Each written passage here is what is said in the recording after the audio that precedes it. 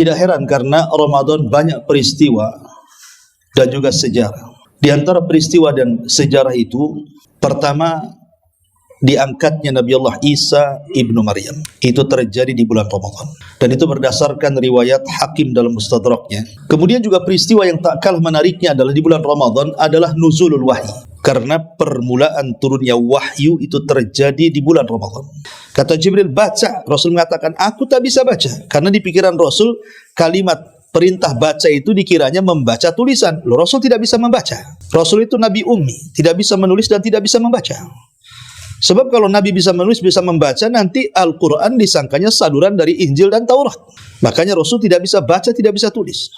Tapi para sahabat banyak yang bisa baca, bisa tulis. Ya, salah satunya Umar bin Khattab radhiyallahu anhu. Ramadan ini turunnya wahyu, dan wahyu Allah Subhanahu wa taala adalah sesuatu yang sangat mulia.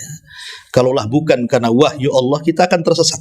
Artinya permulaan hidayah turun kepada kita itu di bulan Ramadan. Makanya Allah katakan, Syahrul Ramadan alladzi unzila fihil Quran hudan linnas. Peristiwa yang ketiga, terjadinya Amul Hazni. Amul Hazni itu tahun kesedihan. Ya Khadijah, ya suamiku wahai Nabi Allah, ingatlah nasihat Waraqah ibn Naufal, bahwa engkau harus bersabar. Akhirnya kemudian Rasul memeluk Khadijah dan menyampaikan salam dari Allah dan dari Jibril.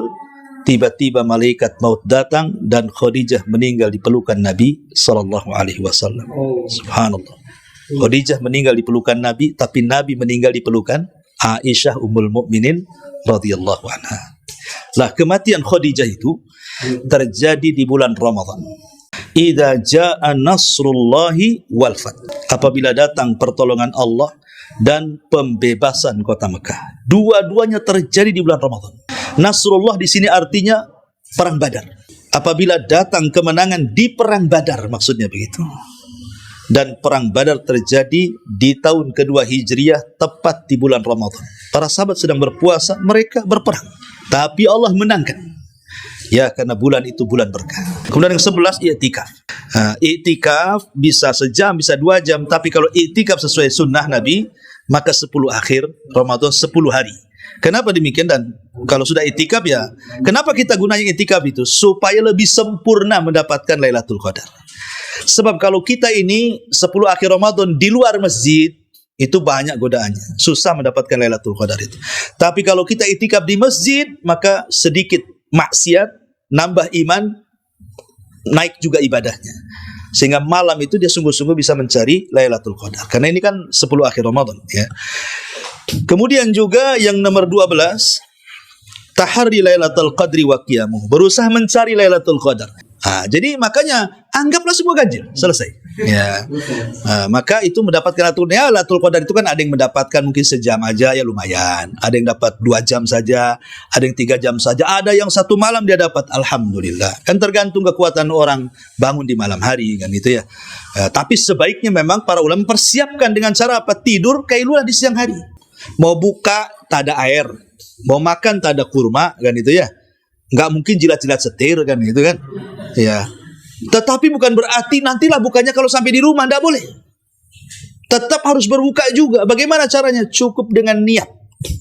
Saya batal puasanya. Sebab kalau kita tidak membatalkan sampai rumah, kemudian tenggelam matahari, bintang pula muncul, maka puasa kita tidak ubahnya dengan puasa orang-orang Yahudi dan Nasrani. Tasyabuh jadinya puasanya kan, menyerupai orang kafir. Supaya tidak menyerupai orang kafir, ketika teng maghrib saja nggak ada yang dimakan, nggak ada yang diminum, niatkan, batalkan. Alhamdulillah, wassalatu wassalamu ala Rasulillah wa ala alihi wa sahbihi wa mawalah wa la hawla wa la quwata illa billahi wa ba'du. Alhamdulillah, segala puja dan puji hanya milik Allah Subhanahu wa ta'ala. Salat dan juga salam kita hadiahkan kepada Rasul kita Nabi besar Muhammad sallallahu alaihi wa ala alihi wasallam.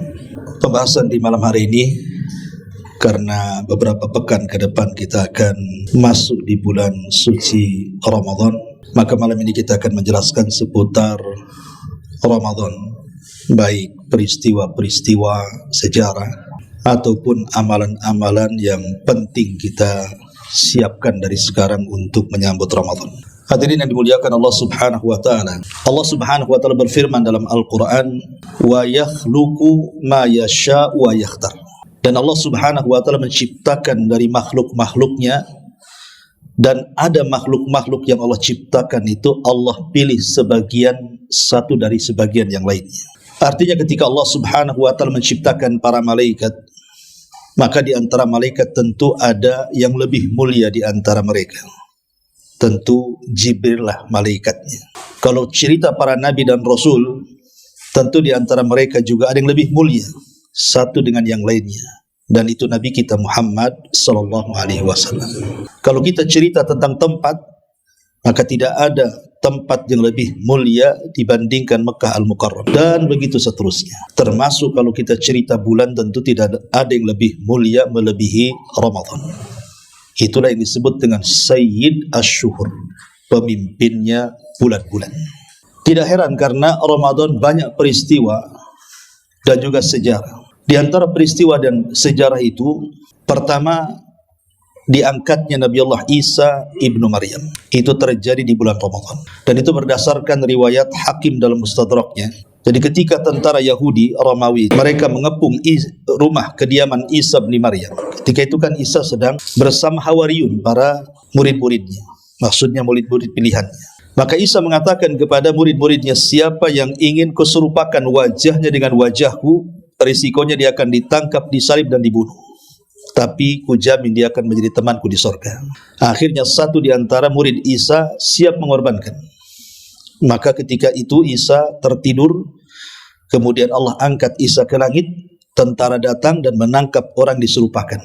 Kemudian dialah yang disalib, dialah yang dibunuh. Dari sini orang-orang Yahudi menyangka bahwa mereka sudah membunuh Isa dan mengatakan, qatalna al-Masih ibn Maryam, kami sudah membunuh Isa putra Maryam.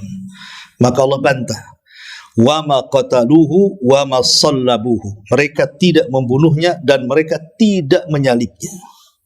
Kemudian di ujung ayat Allah mengatakan, bal rafa'ahu Allahu ila sama, bahkan Isa diangkat ke langit. Lah, pengangkatan Isa itu terjadi di bulan Ramadan. Kemudian juga peristiwa yang tak kalah menariknya adalah di bulan Ramadan adalah nuzulul wahyi, karena permulaan turunnya wahyu itu terjadi di bulan Ramadan. Terjadi silang pendapat para ulama tafsir ketika mentafsirkan kalimat inna anzalnahu fi lailatul qadar. Sungguhnya kami turunkan Al-Quran itu di malam Lailatul Qadar. Dan malam Lailatul Qadar tentu ada di bulan Ramadan. Cari Lailatul Qadar di luar Ramadan nggak akan dapat, karena Lailatul Qadar itu hanya ada di bulan Ramadan. Maknanya Al-Quran turun di bulan Ramadan.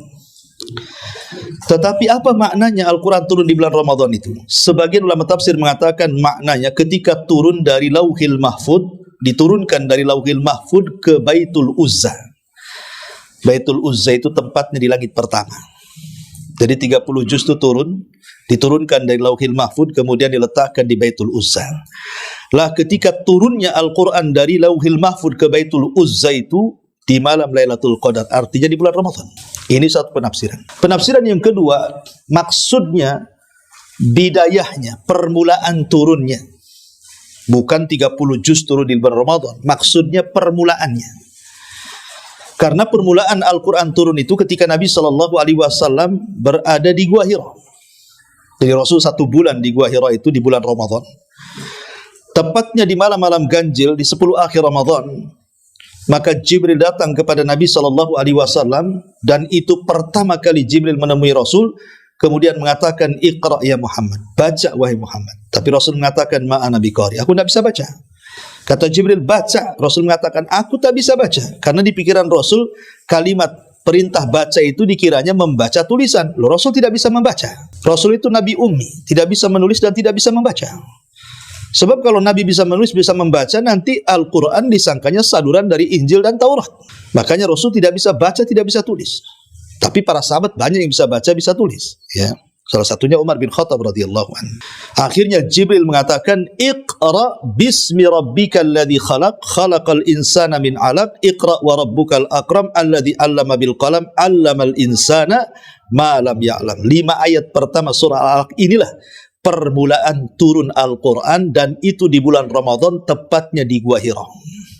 Jadi maksudnya inna anzalnahu fi lailatul qadr itu permulaan Quran turun. Ya, selebihnya ada di bulan Ramadan, ada di luar Ramadan, sampai 30 juz selama 23 tahun. 13 tahun di kota Mekah dan 10 tahun di kota Madinah, sampai 30 juz. Artinya permulaannya di bulan Ramadan. Intinya bahwa Ramadan ini turunnya wahyu. Dan wahyu Allah subhanahu wa ta'ala adalah sesuatu yang sangat mulia. Kalaulah bukan karena wahyu Allah, kita akan tersesat. Artinya permulaan hidayah turun kepada kita itu di bulan Ramadan. Makanya Allah katakan, Syahrul Ramadan alladhi unzila fihil Quran hudan linnas. Bulan Ramadan diturunkan Al-Quran, dan Al-Quran itu sebagai hudan, petunjuk yang membimbing kita dari kegelapan menuju cahaya.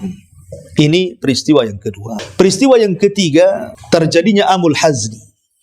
Amul Hazni itu tahun kesedihan. Jadi Nabi SAW beberapa tahun sebelum hijrah, kabilah-kabilah Arab itu marah. Jadi 8 kabilah Arab itu bersepakat untuk memboikot umat Islam. Akhirnya kemudian mereka pun sepakat memboikot siapapun yang menyokong pergerakan Nabi. Ya, salah satunya Bani Hashim. Bayangkan Bani Hashim diboikot oleh 18 kabilah. Sampai 3 tahun pemboikotan itu, sampai mereka tidak bisa makan, sampai disebutkan mereka harus makan dedaunan dan akar-akaran karena kelaparan, sampai harta Khadijah habis pada pemboikotan ini. Lah, pemboikotan ini berlangsung 3 tahun. Setelah kemudian 3 tahun pemboikotan itu dicabut, maka kondisi 2 manusia mulia pun akhirnya tumbang. Pertama Abu Talib, yang kedua istri Nabi Khadijah, sakit-sakitan akibat pemboikotan ini. Maka tepat di bulan Ramadan Khadijah meninggal. Dan ada yang mengatakan Abu Talib juga sama, tapi ada yang mengatakan tidak, Abu Talib meninggal bukan di luar Ramadan, tapi sakitnya di bulan Ramadan. Tapi kalau Khadijah sepakat, Khadijah meninggal di bulan Ramadan. Jadi ketika Khadijah sudah tua, karena bagaimanapun selisih umur dengan Rasul 25 tahun. Khadijah 40 tahun. Jadi kan 15 tahun ya selisihnya. Jadi ketika Nabi SAW sudah tua, Khadijah lebih tua lagi. Jadi ketika selepas pemboikotan itu tepat di bulan Ramadan, entah kenapa Khadijah itu ingin memasakkan sesuatu yang lezat bagi suaminya. Maka dimasakkan masakan yang enak, minuman yang lezat. Kemudian setelah matang dan siap dimakan, dia mencari Nabi. Rupanya tidak ketemu. Rupanya Nabi SAW ada di atas bukit. Maka Khadijah pun kemudian dengan susah payahnya harus naik ke atas bukit. Lah, ketika belum sampai Khadijah naik di atas bukit, Jibril datang kepada Nabi dan mengatakan, ya Muhammad, sampaikan salam dari Allah. Satu-satunya manusia yang mendapatkan salam dari Allah Khadijah. Sampaikan salam dari Allah dan salam dari aku untuk Khadijah.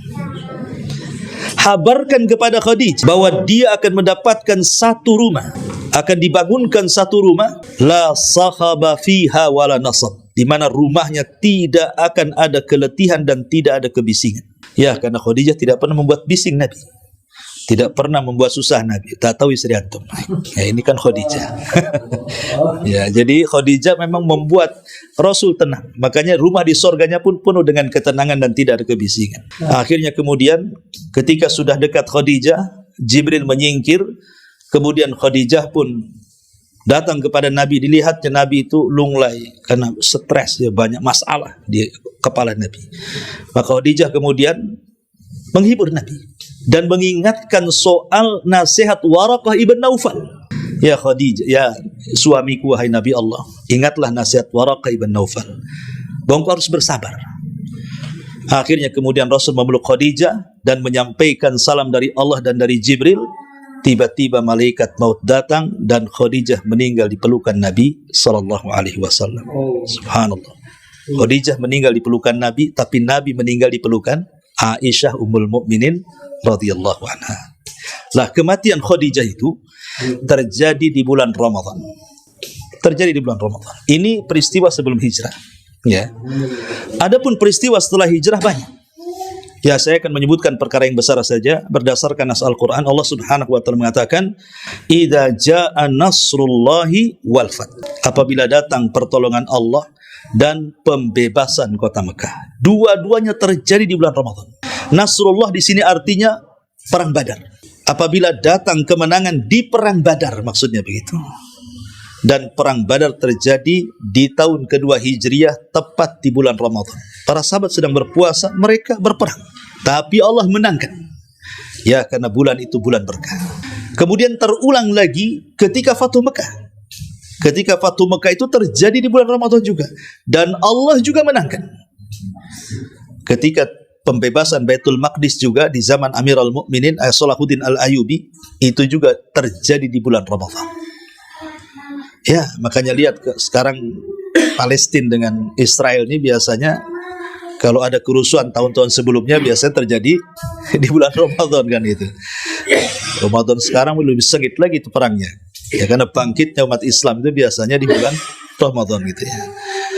Masyaallah muslimin yang dimuliakan Allah Subhanahu wa taala. Jadi dua peperangan yang menjadi dasar peperangan-peperangan yang lainnya itu adalah Badar dan juga Fatuh Mekah. Dua-duanya terjadi di bulan Ramadan. Kemudian juga yang sama adalah kematian Fir'aun yaumat ini. Siapa? Abu Jahal. Meninggal di bulan Ramadan. Oh, kalau begitu meninggalnya husnul khotimah malah di bulan Ramadan. Tidak.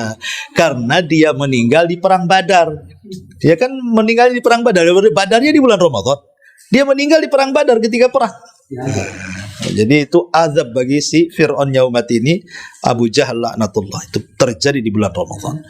Termasuk juga meninggalnya putri beliau, Ruqayyah. Itu saat pulangnya Rasul dari Badar itu masih Ramadan. Karena ketika hendak berangkat pergi perang itu, Ruqayyah sudah parah sakitnya. Makanya Utsman ketika mendaftarkan diri untuk berperang, Rasul tahan, jangan.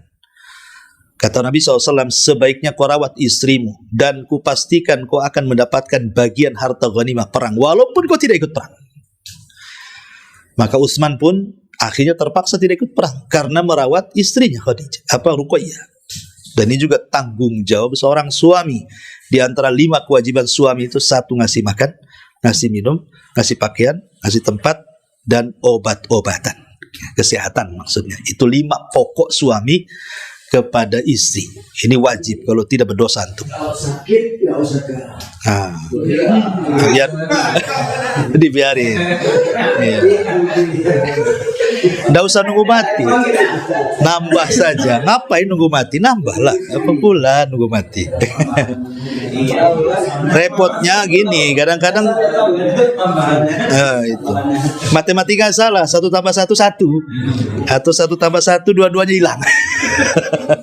Tapi intinya kembali bahwa Ruqayyah itu ketika Rasul pulang dari Badar rupanya sudah meninggal dunia. Subhanallah ya. Dan banyak peristiwa-peristiwa termasuk berdirinya Universitas Al-Azhar Mesir. Ya, itu juga terjadi di bulan Ramadan. Sejarah awalnya berdirinya Universitas Al-Azhar yang ada di Mesir. Dan banyaklah kisah-kisah tentang bulan Ramadan. Intinya bahwa banyak peristiwa terjadi di bulan Ramadan. Dan subhanallah, Ramadan ini merubah segalanya. Merubah semuanya.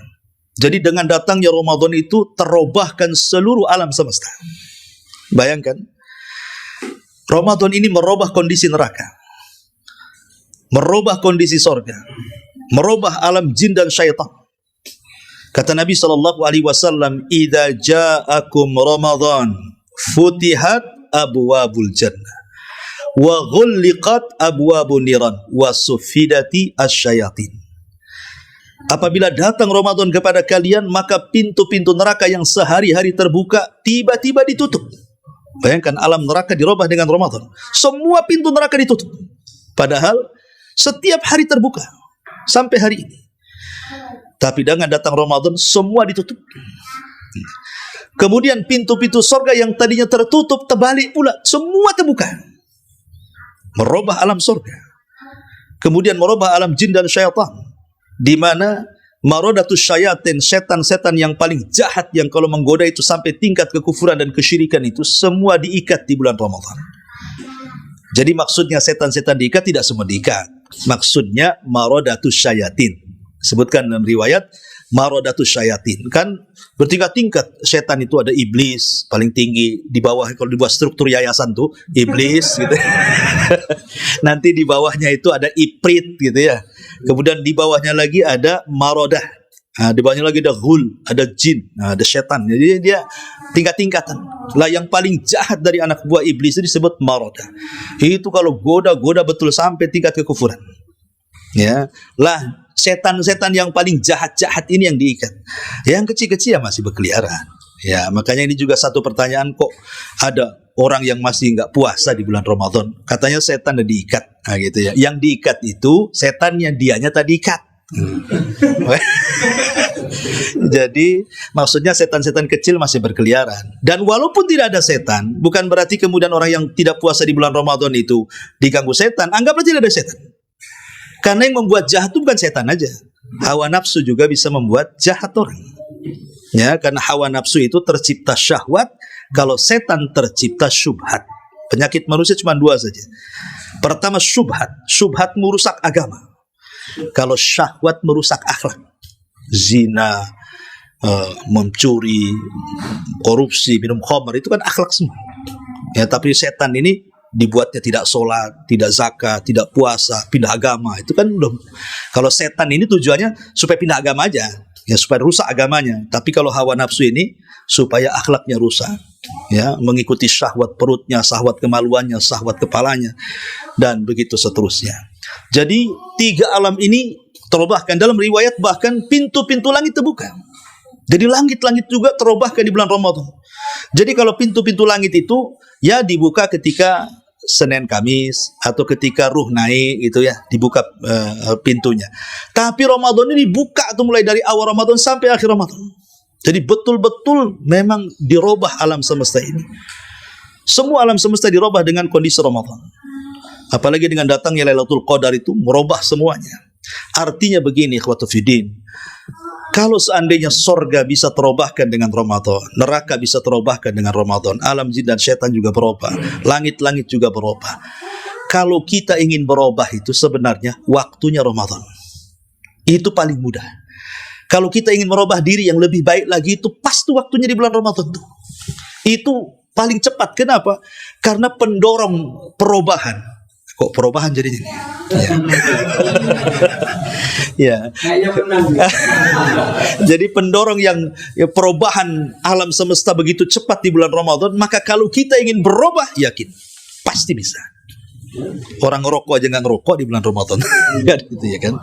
Coba di bulan Ramadan itu apa? Karena di bulan Ramadan itu betul-betul ziyadatul iman, penambahan iman itu tidak Anda lihat di luar Ramadan. Tidak ada. Masjid tidak ada yang paling penuh kecuali Ramadan. Tidak ada. Selain Ramadan lihat masjid, segitu-gitu aja. Tapi kalau Ramadan sampai ke tempat sandal dikasih terpal. Ya, sampai sholat ke tempat-tempat sandal. Walaupun minggu pertama aja. Minggu kedua itu udah mulai geser ke depan kan. Artinya tapi kita bisa lihat masjid-masjid penuh di mana-mana. Tidak di kota, tidak di desa, tidak di negeri Indonesia, pokoknya negeri-negeri Islam. Hampir masjid penuh semuanya. Dan tidak ada orang yang membaca Quran paling banyak kecuali Ramadan. Sekarang kalau dengar Quran itu mau azan aja ada qiraah. Nanti Ramadan kayak suara tawon di mana-mana. Bahkan sampai jam 1, jam 2 pun dia masih ngaji. Entah rekaman entah dia, gak tahu juga. Tapi yang jelaskan Ramadan ini baca Quran luar biasa di mana-mana. Orang sedekah loh, orang bakhil pun bisa sedekah bulan Ramadan itu. Cari sedekahan di bulan Ramadan paling mudah. Masuk ke masjid makanan semuanya. Jadi betul-betul terobahkan semuanya. Coba bayangkan, masjid penuh, orang baca Quran banyak, kita dengar Quran di mana-mana gitu. Sempitlah setan. Loh, kalau datang Ramadan kita tidak berubah itu ya melampau menurut saya itu. Buka gratis. Buka gratis kan gitu. Coba. Kalau kita nggak berubah ini kan aneh gitu kan. Karena setan itu sudah disempitkan, hawa nafsu aja disempitkan. Karena ibadah yang memungkinkan menekan syahwat setekan-tekannya itu ibadah puasa. Ibadah yang lain sulit menekan syahwat. Hatta sholat sendiri sulit menekan syahwat. Tapi kalau puasa, betul-betul ditekan syahwat itu ke titik terendah. Karena syahwat itu tidak terjadi kecuali karena 5 perkara. Pertama, fudulul kalam, banyak ngomong. Ya kalau orang banyak ngomong, pasti banyak salahnya. Udah banyak salahnya, banyak dosanya nanti kan. Kalau orang puasa nggak mungkin banyak ngomong. Kalau orang banyak ngomong lagi puasa, dicurigai itu puasanya. Kok puasa apa? Kok banyak ngomong dari tadi? Gitu ya. Karena orang lagi puasa ngomong kan haus. Otomatis sedikit lah ngomongnya dia. Yang kedua, fudulut ta'am, banyak makan. Kalau orang puasa nggak mungkin makan. Dan banyak makan itu yang menjadikan lemahnya badan. Orang kalau kenyang ngantuk tidur kan itu ya. Tapi kalau orang lagi puasa, lapar dia, susah tidur. Enggak Ustaz, ada juga yang puasa tidur orang tuh. Tak tahu dia mungkin balas dendam. Ya kan, malamnya makan banyak-banyak kan gitu. Enggak tahu juga. Intinya kalau dia betul-betul puasa itu enggak tidur dulu, perang kok. Ya, perang Badar itu perang di bulan Ramadan kan itu.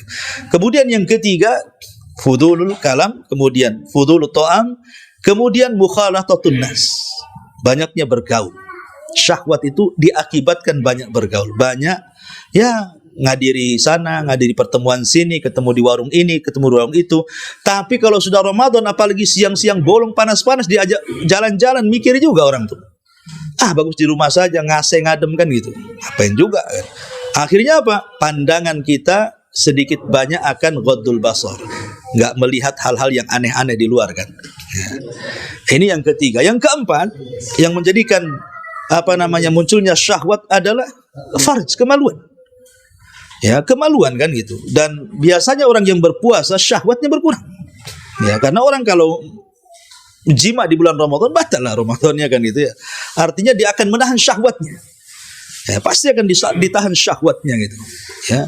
Kemudian yang terakhir, cara berpikir dia pasti akan positif, karena biasanya syahwat terbentuk dari pikiran yang enggak gitu ya.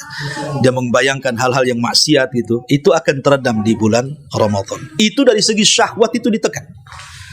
Kemudian setan pun susah akan masuk ke tubuh manusia. Kenapa? Kan Rasul mengatakan setan itu masuk ke tubuh manusia dari jalan darah. Setan itu masuk ke tubuh manusia itu dari jalan darah. Orang kalau puasa darahnya agak pelan dia. Akan sulit setan itu masuk.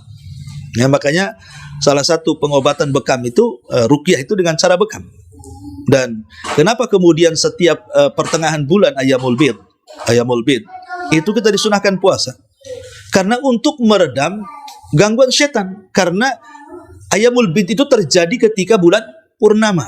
Dan Rasul mengatakan istaidu bil qamari. Berlindunglah kepada Allah dari purnama. Karena purnama itu kekuatan setan lagi memuncak. Ya, makanya kita berlindung dari purnama itu. Nah, disitulah makanya kenapa kita disunahkan berbekam di pertengahan bulan dan berpuasa Ayyamul Bid untuk mengurangi ya, gangguan setan kan itu ya. Agar semua syariat itu kan ada hikmahnya. Nggak begitu saja disyariatkan kan, mesti ada alasannya kenapa disyariatkan. Ya. Lah karena puasa itu juga kita tahu bagaimana setan akan sulit menggoda kita, kemudian syahwat juga teredamkan.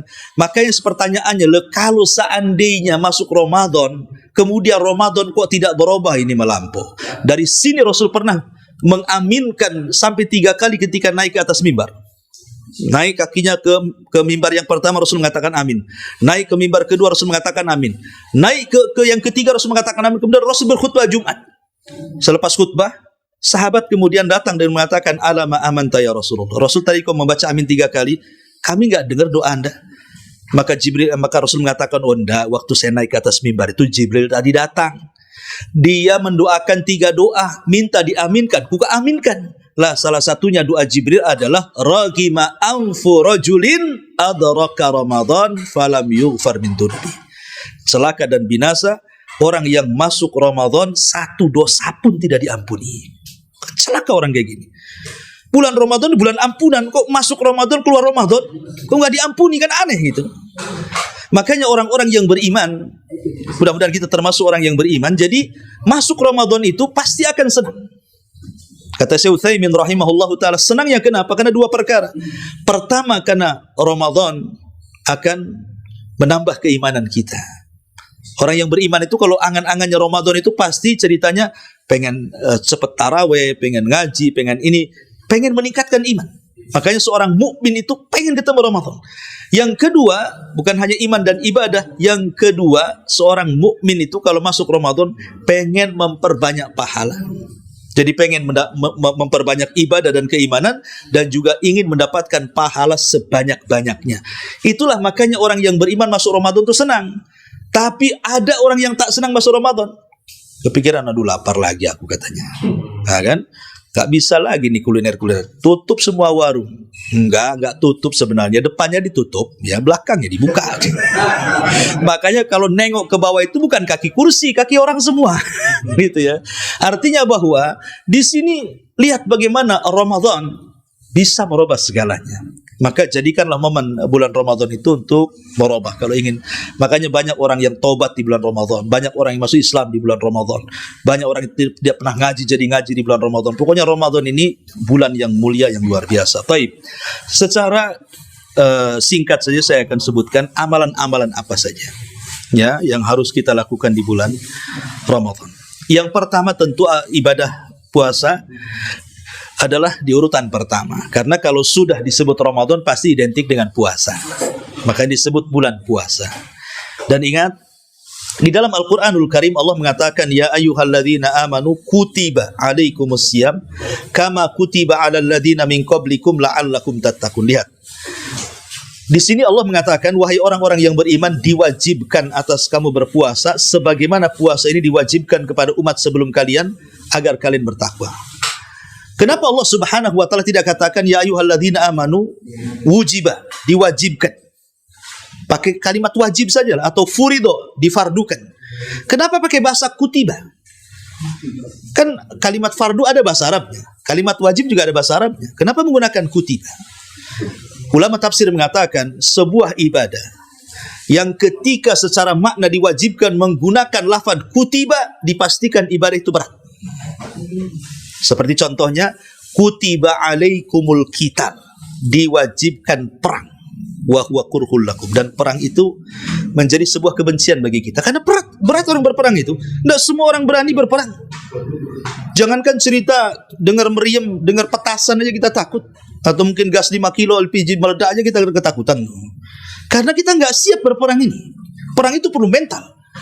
Ya, jadi kalimat kutiba ini berat, atau umpamanya kutiba alaikumul qital dari contohnya. Termasuk juga kutiba alaikumul qisas.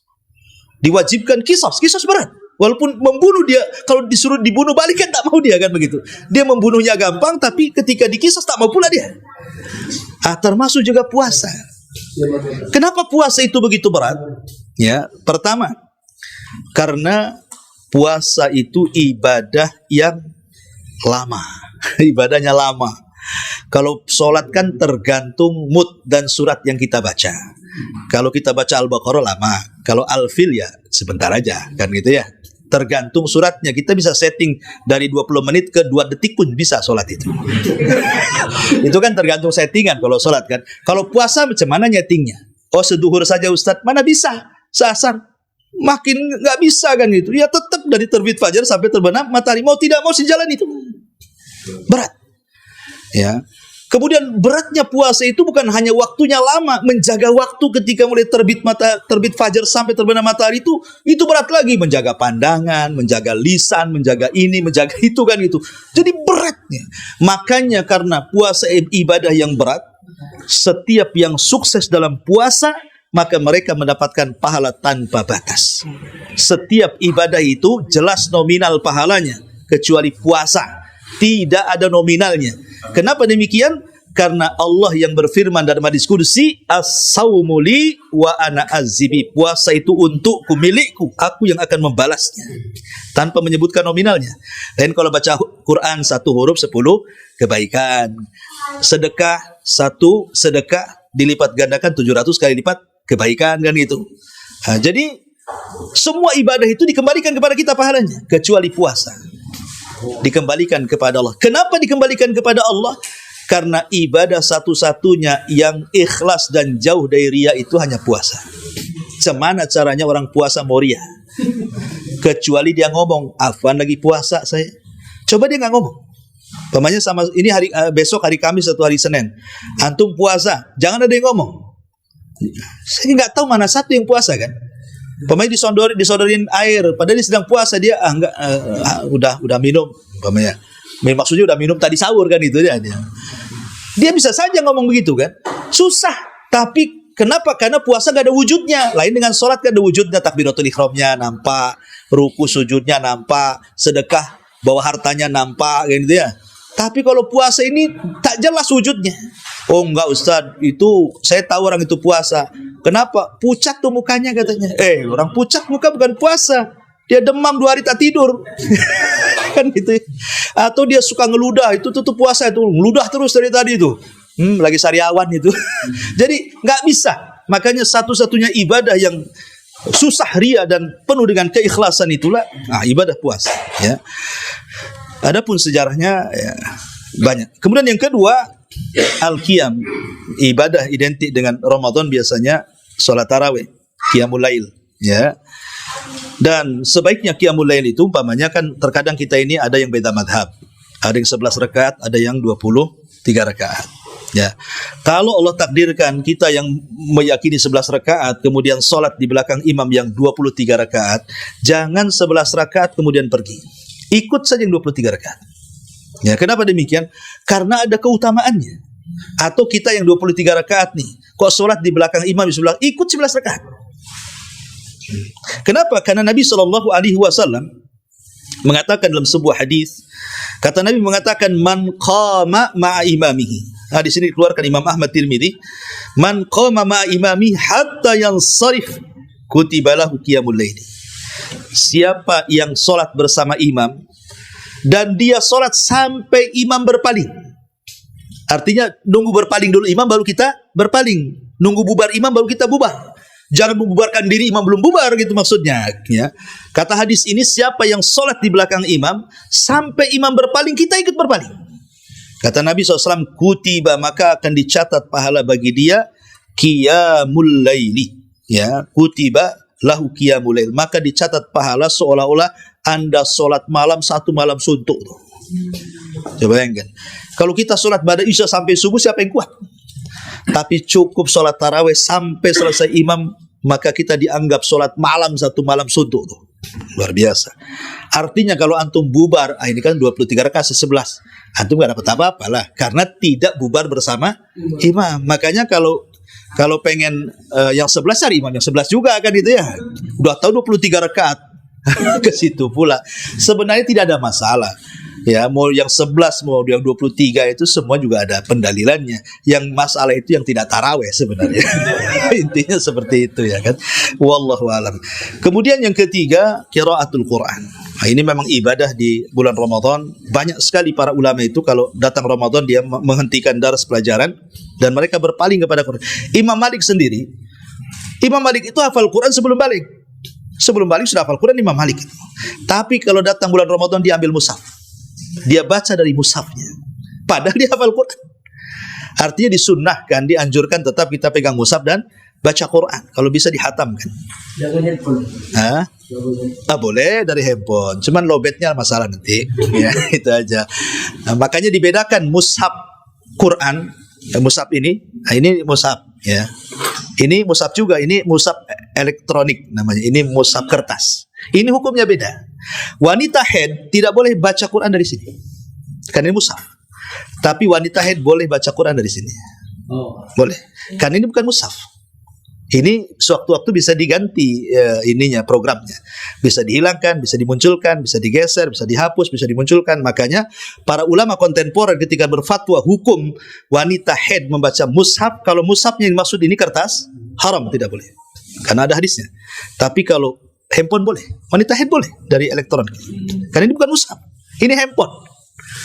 Walaupun ada mushafnya, pamannya ada mushafnya. Ini apa ini? Pasti ngomong handphone semua orang. Nggak ada yang ngomong mushaf. Padahal ada mushafnya kan. Coba kalau ini apa? Handphone. Oh bego itu. Ini mushaf kok bilang handphone. Kan itu ya. Ya, karena ini bukan mushaf, secara penamaan aja beda gitu. Makanya wanita haid, wanita nifas boleh ya membaca Quran dari handphone. Dan ini sebuah rahmat dari Allah. Allah mudahkan adanya handphone sehingga wanita haid bisa baca. Karena dia tidak sedang memegang mushaf. Tapi makin banyak handphone, makin malas dia. Jadi baca Quran, makin tak mau dia. Padahal Allah mudahkan kan. Sekarang kalau kita nenteng mushaf ini kayaknya malu. Disangkanya salah alamat. Mesti di sana loh. Enggak, saya mau ke warung. Kenapa? Kan dia bawa mushaf kan. Tapi bawa handphone walaupun ada mushafnya, enggak ada orang tanya seperti itu. Artinya kan kita bisa di warung bisa baca mushaf, bisa di kendaraan, Tapi kalau kita baca kadang-kadang malu kalau bawa mushafnya kan. Artinya Allah mudahkan baca Quran. Ketika Allah mudahkan tak mau juga baca Quran kan aneh.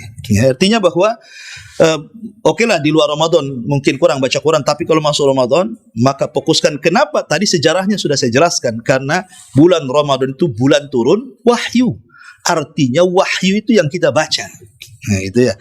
Nah, kalau sekarang bulan itu bulan turun wahyu, kita tidak perhatian dengan wahyu, ini luput bagi dia kebaikan. Kemudian qiraatul Quran yang keempat, sedekah. Nabi itu paling dermawan di bulan Ramadan, apalagi datang Jibril. Ya. Lah sedekah di bulan Ramadan ini bisa juga dalam bentuk memberikan iftar, dan itu pahalanya luar biasa. Ya. Karena Rasul mengatakan man fattara shaim kana lahu ajru shaim. Siapa yang memberi makan orang yang sedang berpuasa ketika iftar, maka dia dapat pahala orang yang berpuasa.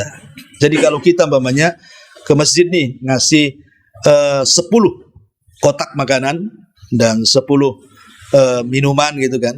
Kemudian dengan makanan dan minuman kita orang itu membatalkan puasa, berarti pahala dia dikasihkan ke kita. Kalau 10 orang berarti 10 orang berpuasa untuk kita. Makanya kalau ngasih ke masjid itu yang aneh-aneh biar dilirik orang. Jangan bakwan aja kan, sama aqua gelas, jangan.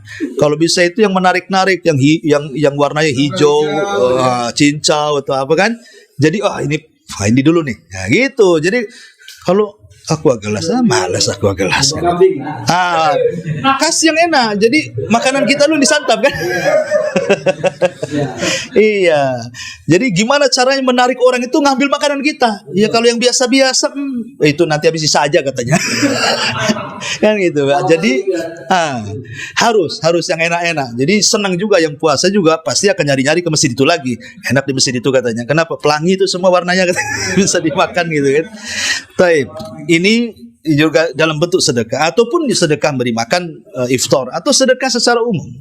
Ya, karena bagaimanapun sedekah di bulan Ramadan pahalanya jauh lebih besar dibandingkan sedekah di bulan-bulan yang lainnya. Ya, sedekah sekarang pun berpahala. Ya, tetapi kalau kita sedekah di bulan Ramadan itu lebih berpahala lagi. Terlebih-lebih kalau sudah mendekati 10 akhir Ramadan. Ya, supaya kita mendapatkan Lailatul Qadar dari sedekah kita. Umpamanya begini, ini sekarang malam 20 Ramadan. Berarti ke depan lagi 10 hari Idul Fitri. Kita mau sedekah tiap malam, tidak ada duitnya Ustaz. Kata siapa? Pecahkan aja. 1 juta dipecahkan jadi 100. Tiap malam 100. Tidak mungkin dari 100 tak ada yang bertepatan dengan Lailatul Qadar itu. Pasti ada yang bertepatan. Iya kan? Kalau tiap malam lah. Saya punya uang 1 juta, saya pecah 100. Setiap malam kasih kotak infak, kasih kotak infak. Tidak mungkin dari 10 hari itu tidak ada yang bertepatan dengan Lailatul Qadar. Pasti ada. 10 hari terakhir. Ya pokoknya iya 10 hari terakhir. Pasti ada yang bertepatan. Lah coba kalau yang bertepatan dengan Lailatul Qadar itu kita masukkan 100 mamanya ke Jabal Uhud, ya kan? Bayangkan. Contohnya ya ngasih ke pesantren saya sana Jabal Uhud 100 tiap hari kan 1 juta sebulan tuh. Ya. Coba kalau satu malam itu bertepatan dengan 100.000, seolah-olah kita sedekah 84 tahun 100. Luar biasa kan begitu. Nah itu kalau 100. Kalau infaknya 1 juta ya seolah 1 juta tiap hari 84 tahun. Kita aja belum sampai ke situ umurnya. Nah, luar biasa ya. Nanti saya kirim nomor rekeningnya. Tenang aja. Ada 4 rekening. Mau rekening yang mana silakan ya. Toib. Ini contoh yang keempat sedekah. Kemudian yang kelima, keenam, dan ketujuh zikir, doa, dan istighfar. Ini penting ya. Karena kalau bisa di bulan Ramadan itu diperbanyak pahala. Kapan lagi ya? Belum tentu kita dapat Ramadan berikutnya. Hanya mungkin Ramadan ini yang terakhir kita tidak tahu. Makanya kalau bisa lisan kita perbanyak zikir, lisan kita perbanyak doa, dan lisan kita perbanyak istighfar. Terutama kata para ulama di 3 tempat. Setiap hari di bulan Ramadan berdoalah, berzikirlah, dan istighfarlah di 3 tempat. Pertama, menjelang berbuka. Kata Nabi SAW, salasatun, ada 3 tempat kata Rasul mustajab liddu'a. Kalau orang berdoa pasti mustajab. Kata Nabi SAW pertama apa? Da'watus sha'im inda fitri. Doanya orang yang berpuasa saat berbuka. Itu mustajab. Kenapa? Karena kita memulai doa setelah kita ini betul-betul melepas dosa. Kan pagi-pagi kita sudah puasa, artinya kan sudah luar biasa, hati kita, badan kita sudah bersih. Sehingga ketika menjelang berbuka itu, kalau kita menengadahkan tangan, itu waktu yang sangat mustajab. Ya 5 menit atau 10 menit sebelum maghrib, itu kalau bisa jangan pegang handphone dulu. Jangan pegang remote, cari channel mana yang cepat azan dulu. Pokoknya ya fokus di situ. Pertanyaannya, doa apa yang antum panjatkan di situ? Maka ulama salaf mengatakan, di situ waktu Allah memulakan memerdekakan manusia dari api neraka. Kata Rasul, setiap malam di bulan Ramadan Allah memerdekakan dari hamba-hambanya dari neraka, dan itu setiap malam, dan dimulainya ketika tenggelam matahari. Jadi ketika itu kita angkat, ya Allah bebaskan saya dari neraka, ya Allah bebaskan istri saya, suami saya, orang tua saya, anak saya, baik yang hidup ataupun yang mati, bebaskan mereka dari api neraka. Itu doanya, ya, jangan yang lain. Menjelang berbuka. Karena di situ waktunya Allah membebaskan kita dari api neraka. Itu kan Ramadan kan pembebasan kita dari api neraka. Kapan waktunya? Itulah menjelang berbuka tuh. Nah, itu yang kita panjatkan. Ya, kalau kita tidak bisa bahasa Arab, Allahumma a'tiq riqabana minar nar, pakai bahasa lah terserah, pakai bahasa Padang boleh juga kan begitu. Pakai bahasa Jawa, Sunda terserah lah. Ya, bahasa Bawean pun enggak apa-apa kan gitu. Jadi boleh semua pakai bahasa, Allah lebih paham. Ini yang pertama, jangan tinggalkan doa menjelang berbuka. Yang kedua, jangan tinggalkan doa sepertiga malam akhir. Karena di bulan Ramadan yakin antum bisa bangun. Enggak bangun pun dibangunkan. Enggak dibangunkan keluarga, obrok-obrok di luar tuh rame tuh, brok. Suruh bangun, sahur, mau tidak mau bangun kita. Gimana caranya menghindari? Masjid udah teriak-teriak. Kan itu. Macam-macam, ya kan sekarang ini. Jadi memungkinkan kalau di luar Ramadan kita bangun sepertiga malam itu susah. Kalaupun bangun hanya numpang kencing balik lagi. Tapi kalau Ramadan mau tidak mau bangun, karena itu waktu sahur. Kan sayang kalau sahur hanya makan saja. Padahal di situ Allah katakan, siapa yang berdoa ku kabulkan, siapa yang minta ku kasih, siapa yang beristighfar ku ampuni dosanya. Masa kita bangun untuk sahur saja? Sahur ini apa? Memang ibadah betul, tetapi ada yang lebih hebat daripada sekedar sahur. Di situ Allah membukakan pintu doa. Berdoalah kepada Allah di situ. Ya, macam-macam, minta juga dibebaskan dari api neraka. Kemudian yang ketiga, setelah subuh jangan tidur. Ya, Ramadan jangan tidur, karena biasanya kalau sudah Ramadan karena malamnya begadang atau sahur itu ngantuk pula pada subuh. Kalau bisa jangan tidur. Kalau maupun tidur nunggu terbit matahari. Karena itu waktu berkah, berdoa di situ. Ini 3 waktu nih. Jangan tinggalkan doa, zikir dan istighfar menjelang berbuka, sepertiga malam akhir, setelah subuh sampai terbit matahari. Kemudian juga yang nomor 8, silaturahim. Penting karena Ramadan ini harus hati kita jernih. Jangan sampai kemudian kita ini ada musuhan dengan keluarga, dengan teman, dengan tetangga. Maka ikatlah dengan silaturahim, dengan persaudaraan. Jangan sampai ketika datang Idul Fitri gitu ya, badan sudah bersih, pakaian baru, sepatu baru, semua serba baru, hati pula kotor. Cemana caranya dia bahagia? Ya, makanya dibersihkan dari awal Ramadan. Ketika masuk Lebaran, hati sudah bersih, pakaian pula bersih. Oh, itu baru orang yang Lebaran tuh. Ya, jangan sampai ketika Lebaran ketemu musuhnya tak mau salaman kan itu. Itu padahal sudah diingetin. Kapan lu minta maaf? Nunggu Ramadan kata, nunggu Ramadan. Setelah Ramadan nunggu Lebaran katanya. Setelah Lebaran tak minta maaf juga. Ya, ada orang seperti itu. Nah, jadi itu penting silaturahim karena itu gunanya untuk membersihkan hati. Kemudian umroh kalau yang punya uang, karena umroh di bulan Ramadan itu sama dengan haji pahalanya. Ya, kalau bisa umroh. Ya, makanya dari sekarang lah kalau mau daftar umroh nih. Kalau mau daftar saya berangkatkan.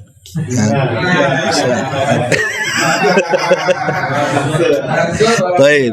Nah, ini promosi lagi. Taib. Kemudian yang ke-10, al-ijtihad fil ashril awakhir. Kalau sudah masuk 10 akhir Ramadan, sungguh-sungguh. Makanya Aisyah radhiyallahu anha menggambarkan gaya Rasul apabila masuk 10 akhir Ramadan. Apa kata Aisyah? Syadda mi'zarahu.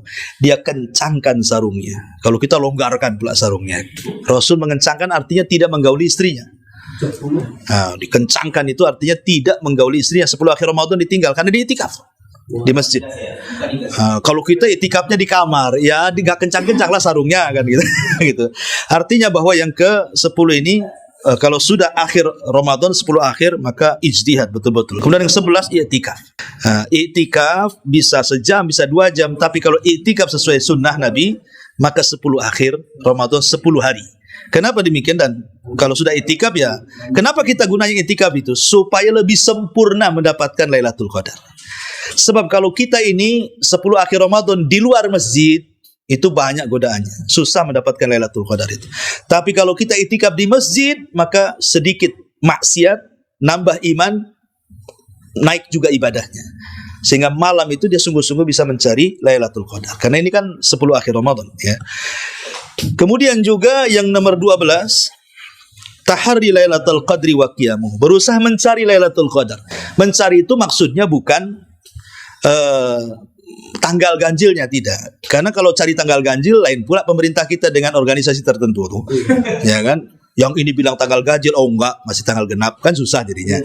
Makanya maksudnya mencari Lailatul Qadar itu hidupkan aja semua.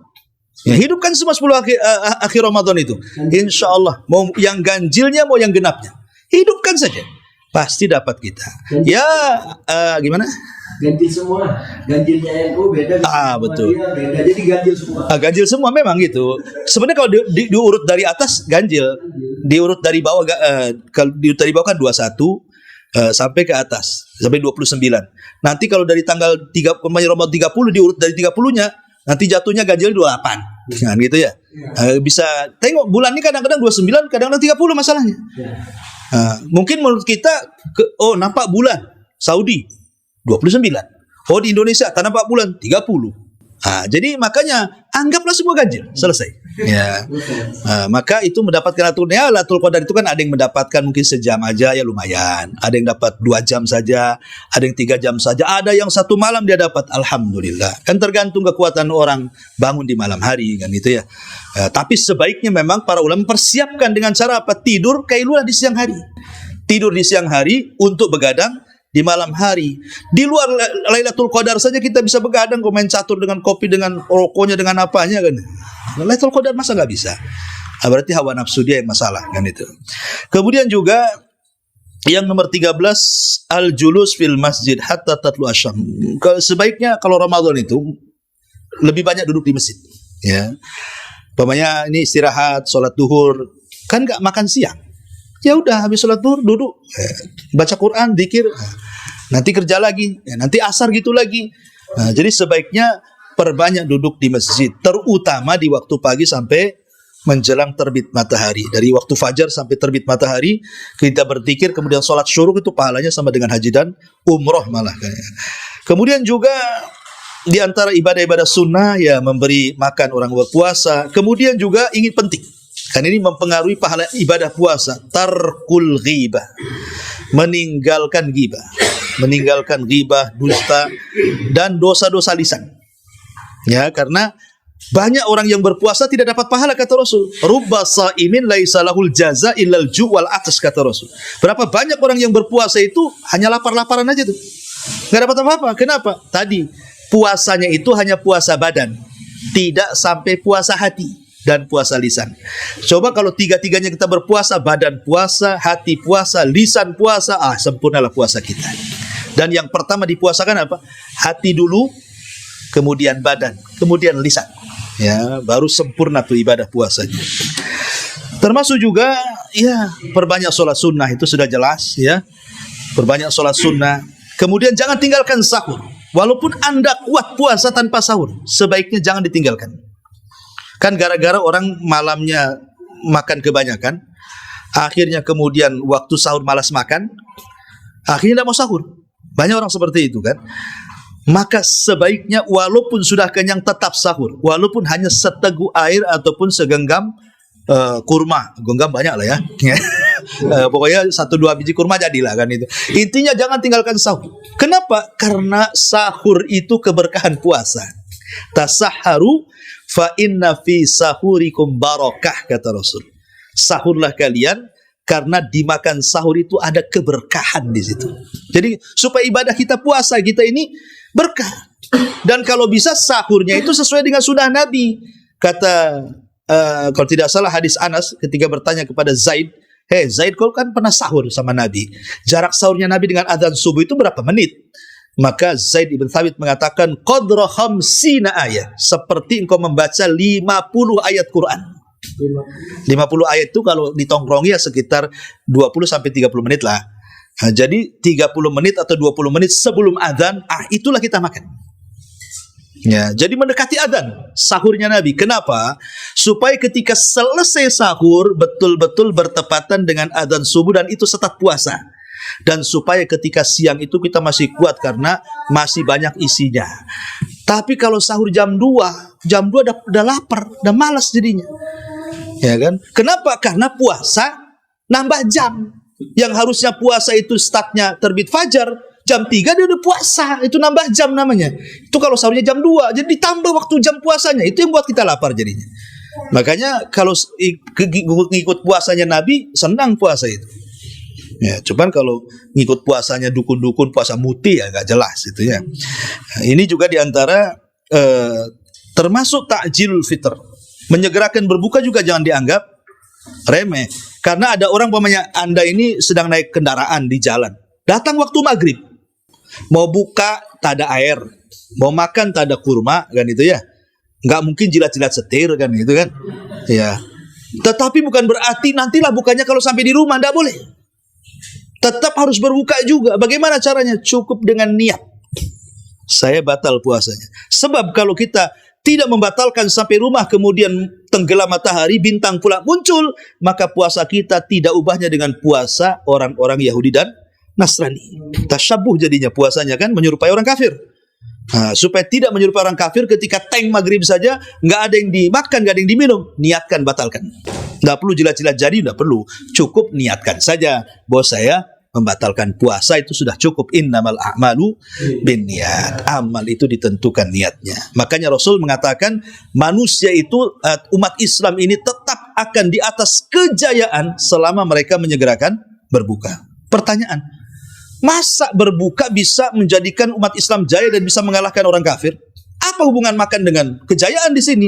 Bukan masalah makannya, tetapi masalahnya di sini ada penyelisihan kepada orang kafir. Di situ kejayaannya. Ketika kita selalu menyelisih orang kafir, maka kita akan jaya. Ketika kita semakin meniru orang kafir, makin lemah kita. Gitu maksudnya. Ketika kita berbuka, menyegerakan berarti menyelisihi puasanya orang kafir. Ketika kita mengakhirkan, apa ubahnya kita dengan mereka? Nah, lemah kita jadinya. Ya, Taib, ini juga diantara ibadah-ibadah dan yang paling penting juga yang terakhir, karena nampak udah pada ngantuk. Ya, kalau bisa tasamuh itu maafkan orang yang mulai memancing-mancing permusuhan dengan kita. Kata Nabi SAW, fa in syabba ahadun, kalau ada orang yang mulai mancing-mancing ini, entah dia ngomong kotor, entah dia buat emosi kita, entah buat bertengkar, atau mungkin istri kita buat dongkol, maka jangan dilayan, tetapi katakan fakulum ri'in shaim, saya lagi puasa, saya nggak ngelayan dulu. Ya, titik sampai di sini. Jangan koma, nanti habis maghrib aja. Bukan. Itu maksudnya jangan pakai koma, itu dendam namanya. Ya, sampai di situ saja. Wallahu a'lam bishawab. Ini yang bisa saya sampaikan.